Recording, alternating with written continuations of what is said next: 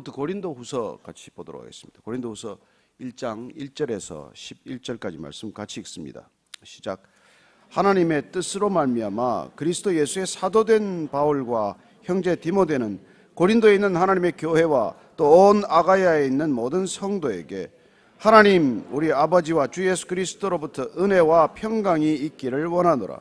찬송하리로다. 그는 우리 주 예수 그리스도의 하나님이시요 자비의 아버지시요 모든 위로의 하나님이시며 우리의 모든 환난 중에서 우리를 위로하사 우리로 하여금 하나님께 받는 위로로서 모든 환난 중에 있는 자들을 능히 위로하게 하시는 이시로다. 그리스도의 고난이 우리에게 넘친 것 같이 우리가 받는 위로도 그리스도로 말미암아 넘치는도다. 우리가 환난 당하는 것도 너희가 위로와 구원을 받게 하려는 것이요 우리가 위로를 받는 것도 너희가 위로를 받게 하려는 것이니 이 위로가 너희 속에 역사하여 우리가 받는 것 같은 고난을 너희도 견디게 하느니라. 너희를 위한 우리의 소망이 견고함은 너희가 고난에 참여하는 자가 된 것 같이 위로에도 그러할 줄을 알미라. 형제들아, 우리가 아시아에서 당한 환난을 너희가 모르기를 원하지 아니하노니 힘에 겹도록 심한 고난을 당하여 살 소망까지 끊어지고 우리는 우리 자신이 사형 선고를 받은 줄 알았으니 이는 우리로 자기를 의지하지 말고 오직 죽은 자를 다시 살리시는 하나님만 의지하게 하심이라. 그가 이같이 큰 사망에서 우리를 건지셨고 또 건지실 것이며 이후에도 건지시기를 그에게 바라노라. 너희도 우리를 위하여 간구함으로 도우라. 이는 우리가 많은 사람의 기도로 얻은 은사로 말미암아 많은 사람이 우리를 위하여 감사하게 하려 함이라. 아멘. 고린도후서는 우리가 지난번에 고린도 전서를 봤습니다마는 고린도 교회에 보낸 사도 바울의 애끓는 편지입니다. 교회는 그냥 탄생하지 않습니다. 아이가 반드시 산모의 고통 끝에 출생하듯이 교회도 누군가의 간절한 기도와 고통스러운 그런 시간들을 통해서 잉태되고 탄생되는 것이죠. 교회는 누군가에게 큰 고통을 안겨주게 되어 있습니다.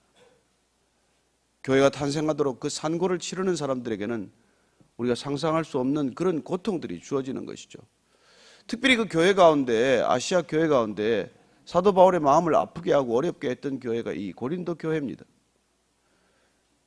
자녀를 여럿이 낳다 보면은 힘들게 하는 자녀, 손가락 10개 깨물어서 안 아픈 손가락이 어디 있느냐고 말하지만 특별히 아픈 손가락이 있듯이 사도 바울이 이 아시아와 또 마케도니아 아가야 지방에 낳은 교회들 가운데 이 고린도 교회가 특히 마음을 아프게 했습니다.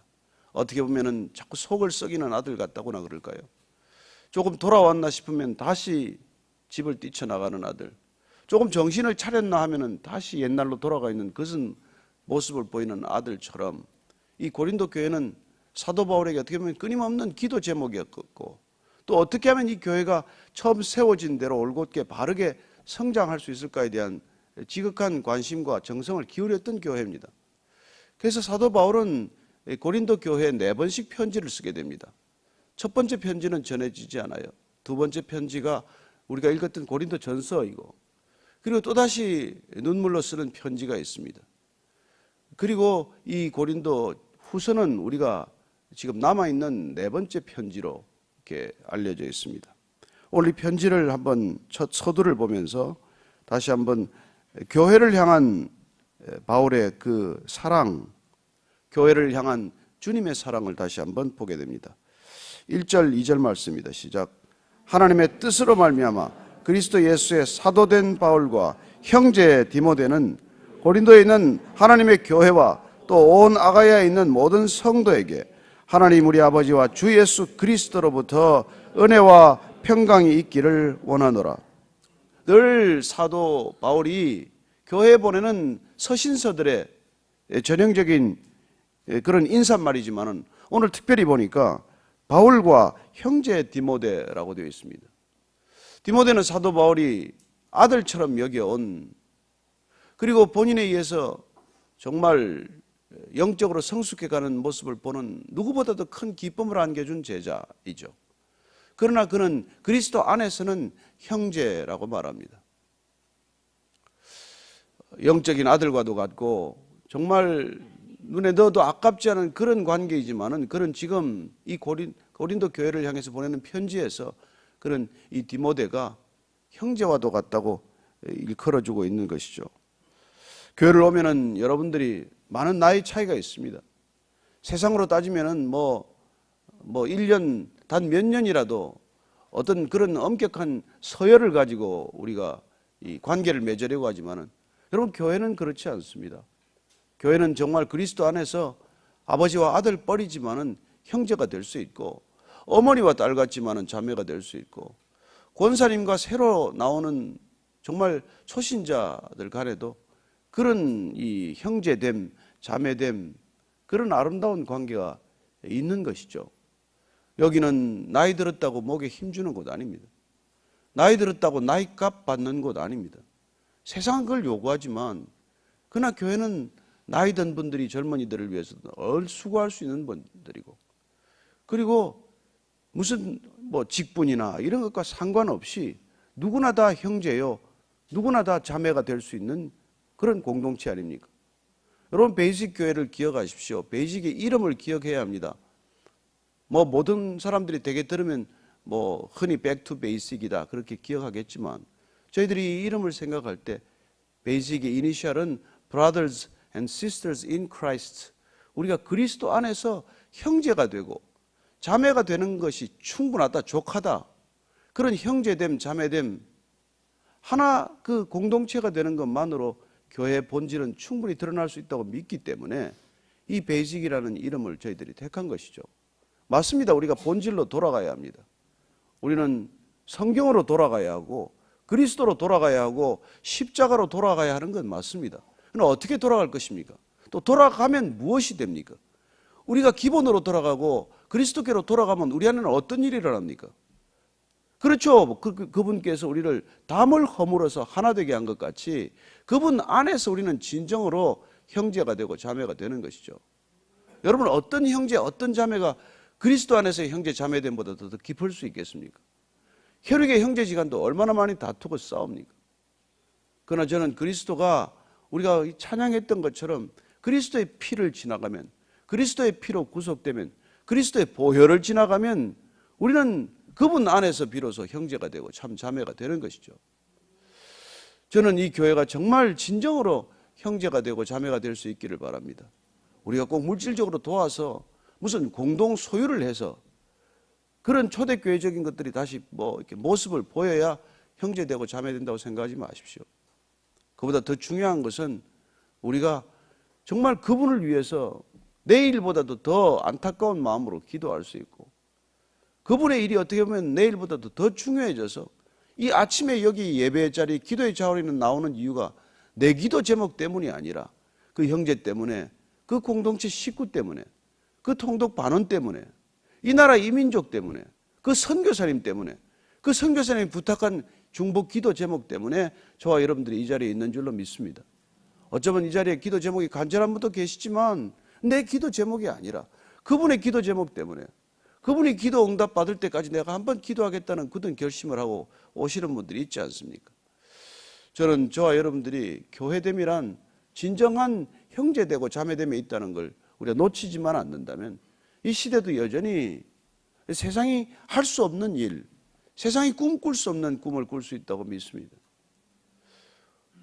저는 안타깝게도 교회의 그런 모습이 사라졌기 때문에 어쩌면 교회가 점점점 더 이기적이 되어가고 점점점 더 분열하고 점점 자기 관계만을 자기의 이익만을 추구하는 그런 단체가 되고 말았기 때문에 이 세상에 도전을 주지 못하고 있다고 믿습니다. 세상의 어떤 공동체보다도 그런 형제됨, 자매됨이 두드러진다면은 이렇게 바울이 지금 아들 같은 디모데지만은 형제라고 부르는 것이죠. 고린도에 있는 하나님의 교회, 그렇습니다. 모든 교회는 하나님의 교회입니다. 모든 교회 주인은 하나님이십니다. 그 교회가 고린도에 있건 에베소에 있건 빌립보에 있건 데살로니가에 있건 동일하게도 오늘날 이 교회가 지금 서울에 있건 어디에 있건 다 마찬가지죠. 여기 논현동에 있건 어디 광명시에 있건 다 하나님의 교회이고 교회여야 하고 교회만이 존재할 수 있는 것이죠. 하나님의 교회가 아니고서 교회라고 우리가 부를 수 없는 것입니다. 그런데 오늘날 보면 사람이 주인이 되고 몇몇 리더가 주인이 되어서 교회를 좌지우지하고 뒤흔드는 그 교회를 교회라고 문패 붙여놓고 교회라고 십자가를 세워놨기 때문에 다 착각하고 다니는 거예요. 여러분, 교회를 문패 써놨다고 교회 아닙니다. 십자가 걸었다고 교회 아닙니다. 어떻게 십자가 밑에서 싸울 수가 있습니까? 어떻게 십자가 밑에서 서로 비난하고 삿대질할 수 있습니까? 그거 어떻게 교회라고 말할 수 있습니까? 그러니까 우리가 보면 교회 아닌 데를 놓고 왜 교회가 아니냐고 비난하는 비난을 듣고 있어요. 사실 기독교인을 비난하는 난 크리스찬들의 논리는 틀렸습니다. 너희들이 왜 교회답지 못하느냐고 교회의 기준을 들어서 왜 교회를 비난합니까? 사실 불신자는 교회를 비난할 자격이 없죠. 교회가 교회됨을 잃었다면 교회가 스스로 교회를 자책할 수는 있지만은 교회 아닌 사람들이 교회를 보고 교회 아닌 것을 보고 왜 교회가 아니냐라고 말할 수는 없는 것입니다. 사실은 교회가 비난받는 것이 아프긴 하지만 가슴이 저미긴 하지만 그러나 사실 더 안타까운 것은 교회와 교회 아닌 것의 본질의 구분을 다 잃어버렸다는 거예요.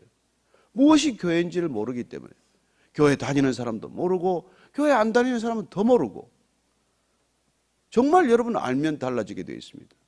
정말 알면 교회는 능력이 되게 되어 있어요.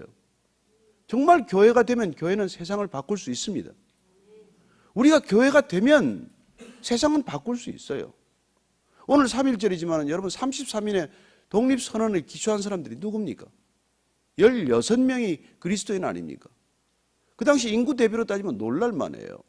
1919년에 기독교 인구는 1.3%로 나와 있습니다. 그 중에 절반이 크리스찬이었어요.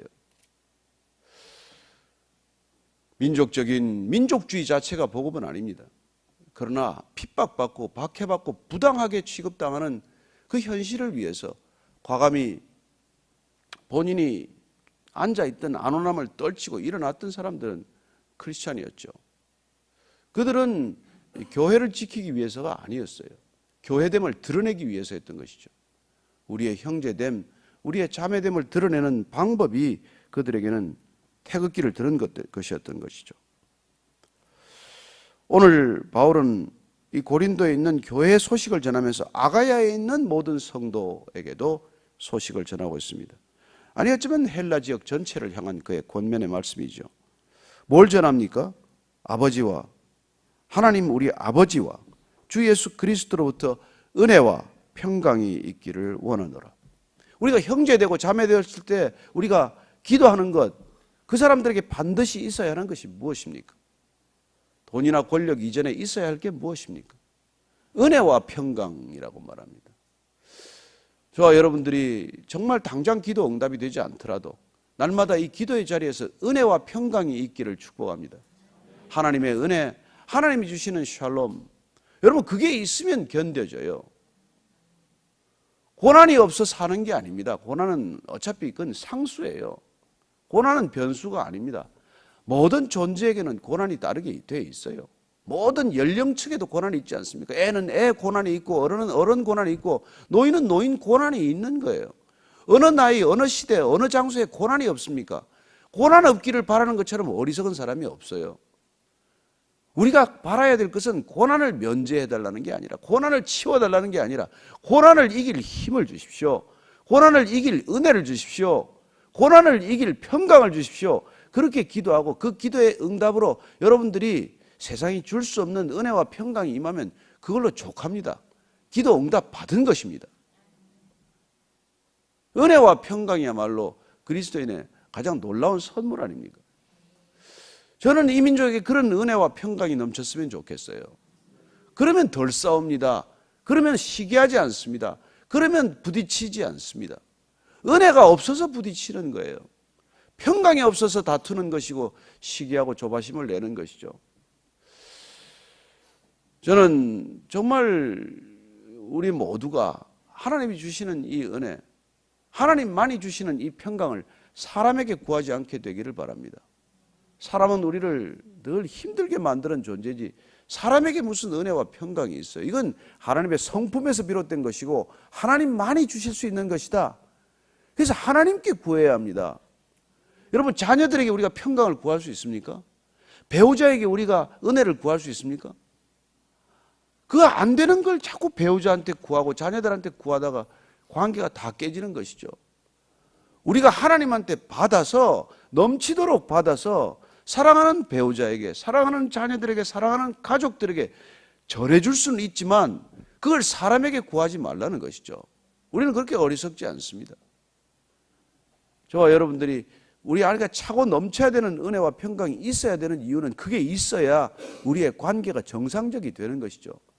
아니면 우리는 이 힘든 관계에서 벗어나지 못해요.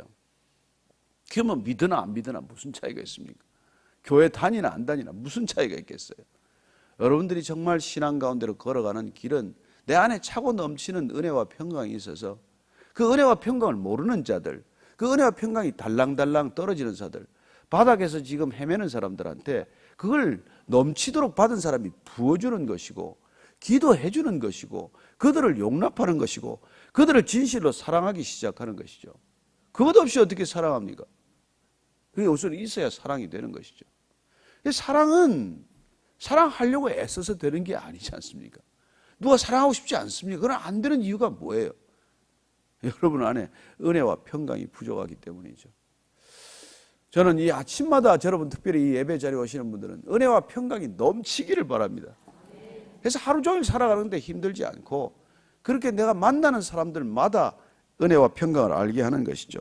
찬송하리로다. 그는 우리 주 예수 그리스도의 하나님이시요 자비의 아버지시요 모든 위로의 하나님이심이며 우리의 모든 환난 중에서 우리를 위로하사 우리로 하여금 하나님께 받는 위로로서 모든 환난 중에 있는 자들을 능히 위로하게 하시는 이시로다. 위로가 어디 있습니까? 고난 가운데서도 환난 가운데서도 하나님께서 우리를 붙들어 주실 때 위로가 임하지 않습니까? 그래서 오늘 이 말씀의 핵심은 고난과 위로는 패키지라는 거예요. 하나님께서 고난만 주시지 않습니다. 하나님께서 고난을 이기실 위로를 주신다는 것이죠. 고난과 위로는 함께 와요. 그리스도 안에 있으면 절대로 따라오지 않습니다. 저는 저와 여러분들이 고난 가운데서 부어주시는 위로를 더 많이 경험할 수 있게 되기를 바랍니다. 그때 여러분 고난은 별거 아니에요. 위로와 함께 오는 고난은 해석되기 때문입니다. 왜 이 고난을 견디라고 주시나? 위로가 없으면 고난이 해석이 되지 않아요. 그러나 고난과 위로가 함께 올 때 하나님께서는 이 고난을 통해서 뭘 하시는 거냐? 마치 우리가 백신 맞는 거나 마찬가지죠. 백신을 왜 맞습니까? 왜 우리는 무슨 그런 백신을 맞아서 고통을 자초합니까? 그 고통과 함께 우리에게 면역력을 주니까 면역력을 함께 주는 백신의 고통인 것이죠. 백신의 고통은 면역력의 위로와 함께 오는 것입니다. 그래서 우리가 사실은 고난 없이 복음은 없습니다. 값없이 복음은 우리에게 전해지지만 누군가의 고난을 거쳐서 오는 거예요. 믿음은 그냥 전해지지 않습니다. 고난을 통과한 누군가의 위로를 통해서 오는 것이죠. 오늘 사도 바울이 그걸 지금 우리에게 알려주고 있는 것입니다. 놀랍게도 사도 바울은 이걸 체득했고 이걸 경험했고 이게 대해서 완전히 그는 하나님을 전폭적으로 더욱더 의지하게 된 것이죠. 어쩌면 그는 고난이 오면은 더 큰 위로가 임한다는 걸 이미 알고 걸어가는 사람이 된 것이죠. 여러분 교회 가운데 그런 일들이 많습니다. 교회가 어려움을 겪고 나면 교회가 다시 부흥하는 것을 보게 됩니다. 신기한 일입니다. 고난 가운데서 위로를 경험하면 새로운 믿음의 경지 단계로 가는 것이죠. 그래서 하나님께서는 우리의 신앙을 졸라맬 때, 우리의 신앙을 성장하게 할 때 마치 대나무가 매듭을 통해서 성장해 가듯이 고난이라는 매듭을 거쳐가면서 우리의 신앙이 성장해 가는 것을 보게 하는 것이죠. 마치 아이들이 아프면서 크듯이 아이들이 큰 병치레를 하고 나면 훌쩍 커 있듯이 그렇게 자라가는 것이죠. 바울이 그걸 지금 알았기 때문에 그가 고난을 겪으면 교회가 탄생하고 고난을 겪으면 교회가 부흥하고 고난을 겪으면 교회가 성숙해가는 그런 놀라운 원리를 깨달은 것이죠. 자, 5절 말씀 읽습니다. 시작. 그리스도의 고난이 우리에게 넘친 것 같이 우리가 받는 위로도 그리스도로 말미암아 넘치는도다.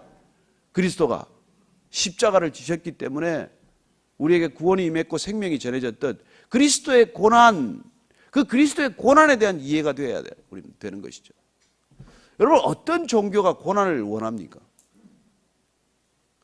오직 크리스찬들만이 고난을 사모하게 됩니다. 여러분들이 지금 당장 가라 그러면 마음이 힘든 분이 계실지 모르겠지만 우리의 고난을 통해서 생명이 전해질 수만 있다면 그 고난을 주십시오, 이렇게 기도할 수 있는 것이죠. 이 순교를 통해서 한 민족이 주께로 돌이킬 수 있다면 제가 기꺼이 순교하겠습니다, 이런 사람들이 생기는 것이죠. 저와 여러분들이 거기까지 갈 수 있게 되기를 축복합니다. 몇 분 안 하시지만 그래도 다 한 줄로 믿겠습니다. 자, 6절 7절 읽습니다. 시작. 우리가 환난 당하는 것도 너희가 위로와 구원을 받게 하려는 것이요, 우리가 위로를 받는 것도 너희가 위로를 받게 하려는 것이니 이 위로가 너희 속에 역사하여 우리가 받는 것 같은 고난을 너희도 견디게 하느니라. 너희를 위한 우리의 소망이 견고하면 너희가 고난에 참여하는 자가 된 것 같이 위로에도 그러할 줄을 알미라. 환난 당하는 것, 누군가의 위로와 구원을 받게 하려는 것입니다. 제가 가끔 가다가 이렇게 상담을 받아보면은 제가 겪었던 고난이에요. 제가 통과한 시험입니다. 그렇다면 제 고난과 시험은 뭘 위한 것이에요? 누군가에게 위로가 되게 하는 것이죠. 여러분, 그리스도인의 열매는 내가 먹지 않습니다. 사과나무가 사과가 열리면 사과나무가 먹습니까? 누군가 따먹듯이 우리에게 고난과 우리에게 주어지는 시련들이 있을 때 그 고난과 시련을 견딘 그 놀라운 경험과 위로가 누군가에게 다시 위로가 된다는 것이죠. 그래서 우리가 여러분들이 연륜이 중요합니다. 신앙의 연륜이 중요한 것이죠. 고난을 겪은 신앙의 연륜. 여러분, 신앙에 천재 없습니다. 그 사람은 천재적인 신앙인이야, 그런 표현 들어보셨어요? 천재가 없는 3대 직종을 말합니다. 저는 언론인 생활을 오래 했습니다. 언론인의 천재 없습니다. 법조인 천재 없습니다.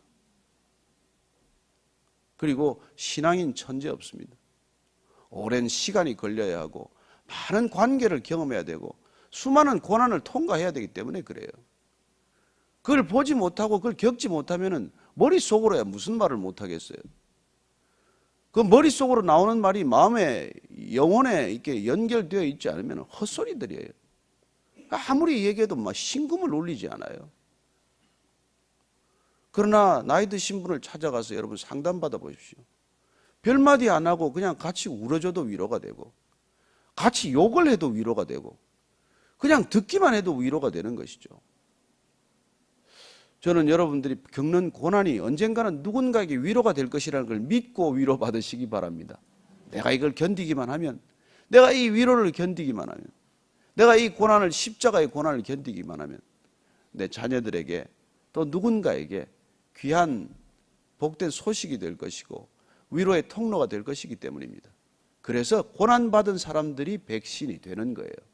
고난은 하나님의 백신입니다. 그냥 맞으시면 돼요. 죽지 않습니다. 백신 맞아 죽는 사람들을 봤습니까? 전에 사고 났었죠.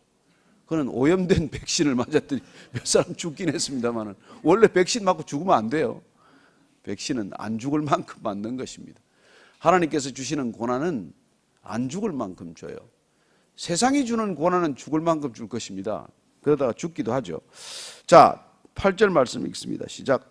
형제들아, 오시가 아시아에서 당한 환난을 너희가 모르기를 원하지 아니하노니 힘에 겹도록 심한 고난을 당하여 살 소망까지 끊어지고 우리는 우리 자신이 사형 선고를 받은 줄 알았으니 이는 우리로 자기를 의지하지 말고 오직 죽은 자를 다시 살리시는 하나님만 의지하게 하심이라. 바울이 다시 한번 우리의 고난이 누군가에게 위로가 될 것이라는 것도 알았지만은 또 한 가지 그 깨달은 것은 우리가 당한 이런 상상할 수 없는 고난은 우리 자신을 의지하지 않고 사람들을 의지 않고 오직 하나님만 의지하라는 사인이구나, 이걸 알았다는 거예요.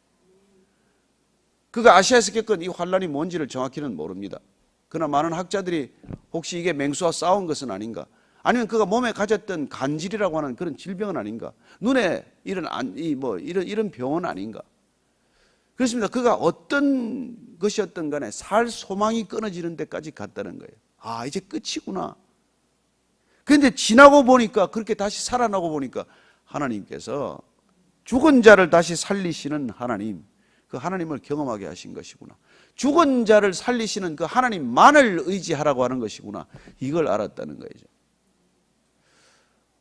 우리는 흔히 기도하면은 누가 도움이 될까? 사람이 자꾸 얼굴이 떠오르지만, 저는 여러분들이 끝내 그 사람이 떠오르지 않고 십자가를 지신 주님만 떠오르게 되기를 바랍니다. 그래야 우리가 그분을 전적으로 의지하지요. 사람의 얼굴이 떠오르는 동안은 사람을 의지하고 있는 것이죠, 사실은. 물론 사람께서 그 사람을 찾아가라고도 하고 그 사람을 만나보라고도 하시지만, 그러나 우리가 의지해야 할 분은, 궁극적으로 의지해야 할 분은 하나님이시라는 것입니다. 그걸 위해 하나님께서는 고난도 기꺼이 허락하신다는 것이죠.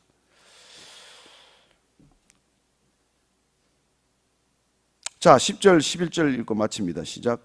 그가 이같이 큰 사망에서 우리를 건지셨고 또 건지실 것이며 이후에도 건지시기를 그에게 바라노라. 너희도 우리를 위하여 간구함으로 도우라. 이는 우리가 많은 사람의 기도로 얻은 은사로 말미암아 많은 사람이 우리를 위하여 감사하게 하려 함이라. 큰 사망에서 우리를 건지셨고 건지실 것이며 건지실 것. 그렇습니다. 그분은 이미 우리를 구원하셨습니다. 그러나 그분은 우리를 날마다 구원하고 계십니다. 그리고 궁극적으로 우리는 그분 안에서 구원이 완성될 것입니다. 고난이 있습니다. 고난을 견디고 있습니다. 고난을 계속 견디고 있는 것이지만, 고난을 끝까지 견디시면 하나님께서 여러분을 마지막 소원의 항구로 인도하실 줄로 믿으십시오. 내 소원의 항구가 아니에요. 주님께서 우리를 데리고 가고 싶은 소원의 항구가 있습니다. 그 소원의 항구로 가는 동안 파도도 만날 것이고 경랑도 있고 유로굴락 광풍도 있고, 어디가 됐든 우리는 하나님께서 반드시 세우고자 하는 곳까지 가신다는 것입니다. 바울이 로마까지 끝내 가지 않습니까? 끝내 로마에 서지 않습니까? 그래서 우리가 그런 힘든 길을 가기 위해서 이런 기도 공동체, 중보의 공동체가 필요하다는 것입니다. 사도 바울의 사도됨은 사도만의 문제가 아니에요. 사실 그를 세우기 위해서 바나바가 기도 안 했겠습니까? 또한 예루살렘에 있는 많은 사도들이 그를 위해 기도하지 않겠습니까? 바울의 소식을 듣는 사람들이 기도하지 않겠습니까? 바울의 사도권을 비난하고 공격하고 의심하는 사람들도 있었지만, 그러나 더 많은 사람들이 사도 바울을 위해서 기도했을 것입니다. 그래서 그는 빌립보서를 보면 제가 읽어드릴게요. 1장 19절에 이렇게 말합니다. 이것이 너희의 간구와 예수 그리스도의 성령의 도우심으로 나를 구원에 이르게 할 줄 아는 거로. 그는 다른 사람들의 기도가 필요하다는 걸 알았어요. 그렇습니다. 많은 사람들의 기도, 많은 그리스도인들의 중보 기도와 그리고 그리스도의 성령의 도우심, 그게 나를 구원에 이르게 하고 있다는 것을 알았던 것이죠. 여러분, 그리스도인은 나 혼자 잘나서 가지 않습니다. 나 혼자 되지 않습니다. 저는 여러분들이 기도 부탁하는 걸 어려워하지 않게 되기를 바랍니다. 나눌 수 있다면, 그리고 진짜 기도해 줄 사람이라면. 그래서 여러분들 사실은 한두 사람이라도, 단 두세 사람이라도 여러분들이 전심을 다해서 기도해 줄 사람이 발견되어야 합니다. 물론 교역자들이 기도하기 위해서 있지만, 많은 기도 부탁을 받다면 소홀해 줄 수 있지 않습니까? 그러나 여러분들이 단 두세 사람이라도 여러분을 위해서 같이 기도할 수 있는 사람이 필요한 것이죠. 그리고 성령의 도우심을 더 구하십시오. 그런 중보기도와 그리스도 안에서의 성령의 도우심으로 우리는 날마다 구원을 이루어가고 궁극적으로 구원이 완성되는 길로 접어드는 것이죠. 혼자 가지 않습니다. 그런 분들의 기도로 가는 것이죠. 그러나 홀로 가야 합니다. 신앙은 그 역설이에요. 홀로, 아니요, 같이죠. 홀로, 그러나 같이, 그러나 홀로. 우리는 각자 갈 것입니다. 이 신앙의 여정 끝까지 완주할 수 있게 되기를 축복합니다. 오늘 3.1절 99주년 기념일인데, 정말 고난을 겪은 우리 민족의 선배들, 신앙의 선배들 때문에 그나마 우리가 여기에 있는 것 아닙니까? 이 땅에 교회가 세워진 것 또한 마찬가지입니다. 우리가 지금 가고 있는 길 또한 마찬가지입니다. 절대로 내 능력으로 가지 않습니다. 내 힘으로 가지 않습니다. 내 홀로 가지 않습니다. 저는 오늘날 이 나라, 이 민족을 여기까지 있게 하신 하나님을 우리가 전심으로 다시 한번 의지하면서 이 민족 다시 한번 위해서 한번 한번 기도하시기를 원하고 3.1절 100주년을 또 우리가 맞아야 되지 않겠습니까? 그런 갈림길에 있는 이 나라의 민족을 위해 주님께 올려드리고, 또한 저와 여러분들의 중보 기도의 제목에 있는 분들 위해서 이 아침에 기도하는 아침 되기를 축복합니다. 같이 기도하십시다. 하나님 아버지, 감사합니다. 정말 아무것도 없는 이 민족, 정말 이 땅에 있는 나라들 가운데 가장 가난하고 가장 낮은 백성들, 주님께서 이 땅에 찾아오셔서 선교사들 중에 찾아오시고 복음을 전해주시고 성경의 쪽복음을 나눠주시고, 그리하여 이 나라 이 민족이 여기까지 오게 하셨습니다. 99년 전 1919년 3월 1일 날 정말 독립의 함성이 울려 퍼지고 주님께 이 나라 이 민족을 다시 구해달라고, 해방시켜달라고 부르짖었던 것처럼, 다시 오늘 우리가 이 나라 이 민족 남녘과 북녘이 함께 주 안에서 예배드릴 수 있게 도와달라고 주님께 부르짖습니다. 하나님, 통일되는 것 중요합니다. 그러나 복음 안에서 통일되게 해주시고, 하나 되는 것 중요합니다. 그러나 예배드릴 수 있게 하나 되게 하여 주옵소서. 하나님, 정말 우리가 3.1운동 99년 동안 이 나라가 여기까지 왔습니다. 그렇게 함께 민족 독립 기초 선언문을 썼던 16분의 크리스찬들을 기억합니다. 그분들의 믿음이 오늘날 이렇게 열매 맺었다면 다시 이 시대에 우리가 뿌리는 복음의 씨앗, 기도의 씨앗들이 100년 뒤에 어떤 열매가 될지 주님 기대하면서 기도하는 자리가 되게 하여 주옵소서. 하나님, 사랑하는 주님, 우리가 주님을 사랑하는 것보다 주님께서는 우리를 헤아릴 수 없이, 측량할 수 없이 사랑하는 줄로 믿습니다. 하나님, 그렇게 사랑하시기에 이 나라의 민족 복음으로 인쳐주시고 복음으로 열매 맺게 하셔서 우리가 오늘날 상상할 수 없는 이런 아름다움을, 이런 풍요함을, 이런 넉넉함을 경험하게 하셨습니다. 하나님 아버지, 다시 한번 주 앞에 엎드려 간절히 기도하옵기는 주님께서 부어주신 은혜와 위로, 이 은혜와 위로가 다시 누군가에게 흘러가게 하시고 우리 안에 가두지 않게 하시고 이 교회 안에 갇히지 않게 하시고 이웃 교회로, 열방으로 흘러가게 하여 주옵소서. 하나님, 100년 전에 울려 퍼졌던 그 놀라운 독립의 함성이 오늘도 이 시대 우리를 깨우는 함성이 되게 하시고 이 나라 이 민족을 흔들어 깨우는 함성이 되게 하셔서, 하나님, 주님께서 부어주신 놀라운 능력이 이 땅 가운데 주님을 증거하는, 그리고 주님을 마음껏 높여드리는 귀한 믿음의 고백 되게 하여 주옵소서. 이제는 십자가에서 모든 것을 부어주신 우리 구주 예수 그리스도의 은혜와 십자가의 영광, 십자가의 고난을 반드시 겪어야 하나님의 영광에 이를 수 있도록 하시고 맞아주시는 아버지의 크신 사랑과 날마다 고난 없이 살아가고자 하는 우리의 눈을 들어 고난의 의미를 해석하게 하고, 그렇게 해석된 고난을 통해서 고난 가운데로 뛰어들게 도와주시는 성령님의 인도하심이 오늘 말씀 따라 다시 한번 은혜와 위로를 사모하며 그 은혜와 위로를 전하기로 결정한 이 자리에 고개 숙인 모든 은혜의 사람, 위로의 사람들 위해 지금부터 영원까지 함께 하시기를 간절히 축원하옵나이다. 아멘.